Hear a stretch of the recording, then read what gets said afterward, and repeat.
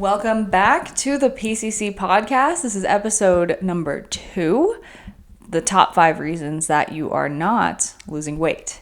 And so the PCC podcast, super excited to have you back. We are really making it our mission with this show to just empower you to take action in your life, take control of your health so that it can bleed into every other area of your life and empower you. So today I'm going to be touching on the top 5 reasons that you're not losing weight, even though you're trying really hard. You're thinking you're doing all the things, but even so, you're finding ways to pick yourself apart in the mirror. You're not happy with the results that you are seeing or not seeing. And it's just really a struggle, even though you're putting your best effort out there. And so just to give you some context, I want you to know that I've been in your shoes when it comes to this stuff, especially with losing weight, which granted, my history, if you could see a picture of me back a decade ago, I definitely didn't need to lose any weight, but that's what social media and diet culture made me think. But I was definitely in that eat less and move more mentality. And I was really, really concerned with always making sure that I was trying to eat less than 1,200 or 1,400 calories per day. And I was killing myself running every other day, doing P90X and Insanity DVDs, doing as much cardio as I possibly can because I knew that you needed to burn calories to see results. And I was doing so much, but I was not actually seeing results, and I was actually engaging in more self-sabotage than I was prior to starting this journey because of how restrictive the methods were. So I was actually either staying the same or going backwards this whole time because of how toxic the cycle was.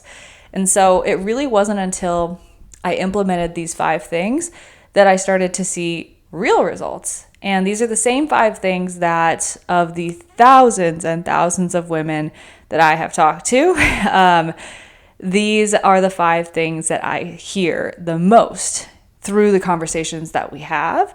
And so if you feel like you're just struggling with, hating what you see in the mirror, picking yourself apart constantly, and no matter what you do or what you try, it never really seems to be good enough to actually see the results that you want, which can be like banging your head against a wall.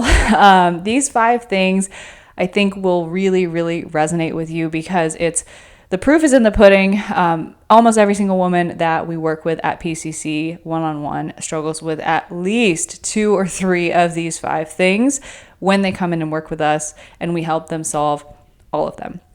So let's get into it. So the top 5 reasons that you're not losing weight.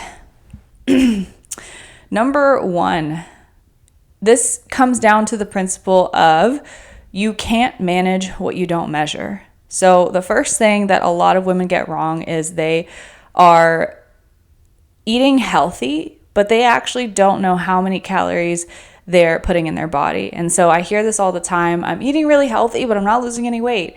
And it's awesome that you're incorporating more fruits and vegetables into your diet, and maybe you started shopping organic or non-GMO and started getting different kinds of health foods or switched to whole foods instead of just the regular grocery store. That's awesome, but when it comes to losing fat and losing weight, you need to make sure that you actually know how much is going into your body to make sure that you are in a calorie deficit.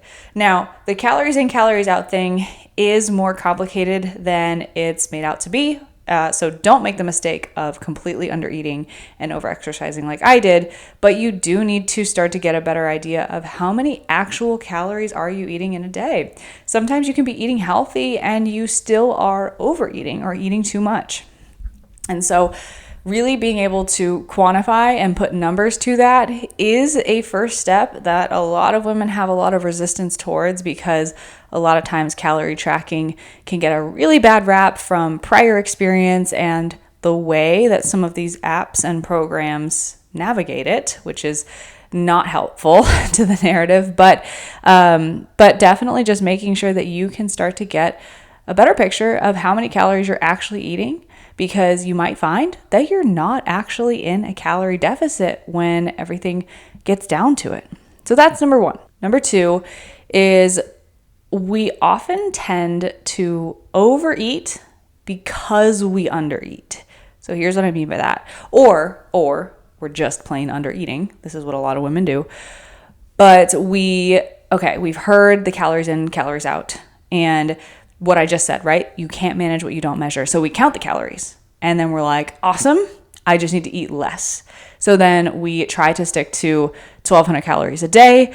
But if you heard my story in the last episode, you'll know that that's really not sustainable, especially when you're adding in a lot of exercise. And honestly, just 1,200 calories a day is barely enough to sustain a growing toddler. So it's definitely not enough to sustain a full-grown adult woman. So we try to eat 1,200 calories a day, but what happens? At the first sign of trouble, we eat a bite of a cookie or we take a bite of a thing that is not good for us and we think, oh my gosh, I messed up. I'm just going to start over on Monday. And so Friday night, Saturday, Sunday, we're eating like crazy and we are overeating because we were undereating so much that we were driven to then overeat because our body was starving. And so the solution to this is we want to make sure that we're in a calorie deficit that I like to call is like the Goldilocks level. So not too low, not too high to where we're not losing weight, but just right. Now, the third thing that is one of the biggest reasons that you might not be losing weight is another mistake that I was making. Oh gosh, I did it all wrong. So I was doing the wrong types of movement. Movement is really important. Moving your body every single day is so important. But I was doing all the wrong types of movement and way too much of it. And so the type of movement and the amount of movement that you do is important to see the best results possible. And so for me, I was running on the treadmill. Like I would go to the gym and I would run the treadmill up to its max at 600 calories because that was like 60 minutes of running at 6 miles an hour. And I would do that just to see that number 600 show up on the calories burned so that I could go eat 600 calories later. And that's another problem in and of itself. But I would max out the calories on the treadmill. I would go on 4, 5, 6 mile runs in the neighborhood. I would do these crazy insanity DVDs. I would do all of these extra workouts. And I was doing absolutely none of the type of exercise that was most important for my metabolism and for building up my metabolic rate to actually lose fat long term. And not just be in this constant cycle of back and forth, losing and gaining the same weight over and over again. And that was strength training. I wasn't doing any of that. And I really needed to. And when I did, that's when I started seeing results. Number 4 reason of the top 5 reasons that you're not losing weight is our mindset. And I would say there's a lot of things that women, myself in the past, the women that we work with, really struggle with. But I would say the number one thing that is the culprit for our mindset, for why we're not losing weight, is our perfectionistic tendency towards all or nothing thinking. And so, you know, we tend to work with, and I think it's because of who I am, we tend to work with a lot of go-getters. We tend to work with a lot of people who are just excelling in their careers. They are taking care of it all. They do everything to the best of their ability, and they're high performers in their life. And I think it's because they resonate with who I am, because I strongly identify with that. But when it comes to that, it's like with fitness, we feel like when we start a fitness journey, we need to go all in, like drop everything, work out 2 hours a day, meal prep perfectly every single day, have this amazing picture perfect diet and lifestyle. And if we can't do that, then we do nothing at all and we say, screw it. It's not even worth it. What's the point? I'm going to have 10 mimosas and a burger and fries and I'll start over on Monday. And that all or nothing thinking is really the killer because sure, maybe it works really well in your career because you need to go balls to the wall or other areas of your life. Maybe, I would even argue that that's probably not the case, but maybe it's helpful there. But in health and fitness, learning sustainability, moderation, and consistency in a way that is realistic is the most important thing that you need to learn as a high performer, as a high achiever, to make this truly sustainable and see results that don't just last for the 30 days that you're doing Whole30, but results that last for the rest of your life. And so getting rid of your all or nothing thinking is one of the most critical things, I would say, and these top 5 reasons are not in order, but it's one of the most critical things to seeing the best results long-term for your weight loss. Now, number 5, you're not going to like this one. The 5th and final reason, again, not in any particular order, and honestly for this one, I might put it all the way at the top of the list.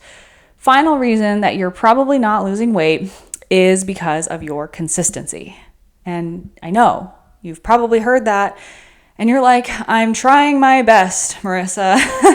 I want to be consistent, but it's really, really hard. Life gets in the way and it's a struggle. And this feeds into that all or nothing thinking we were talking about. Like, consistency doesn't mean perfection. Consistency doesn't mean every single day. Consistency doesn't mean all the time or not at all.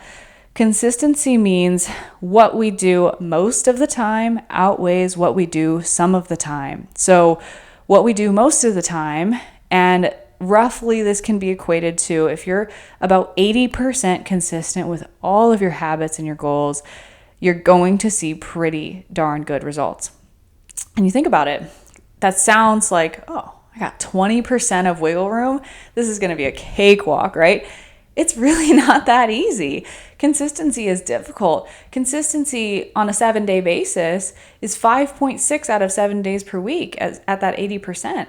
That's not easy. That means if you have 7 days a week, that means more than often 6 out of 7 days per week, and sometimes 5 days per week, you want to be pretty much on the nail. And then 1 to 1.5 days a week, we get a little bit off. And obviously, if we are totally blowing that 1 day off out of the water and it's a total cheat day, it's not going to be as helpful to us as if we just kind of like tripped a little bit on that 6th or 7th day. But that is what consistency really looks like, and it's really hard to master when we have that all or nothing thinking, when we're resorting to extremes, and when we're making all these other 5 mistakes that are causing us to not lose weight in the first place. And so what you need in order to solve all of this, to solve these 5 problems, is a plan that is not only tailored to your busy life, because you have life happen. It will continue happening and life will not slow down, especially if you're the type of go-getter that I think you are. And you are going to need a plan that's tailored to your life, to life happening. You're going to need to make the mindset shifts to be consistent rather than perfect. And you're going to need the tools and knowledge and skills to be adaptable in any situation, not just your Monday through Friday routine, but on the weekends, through social events, through travel, and how to make a healthy lifestyle and these 5 habits that change in your life to really stick for the long term.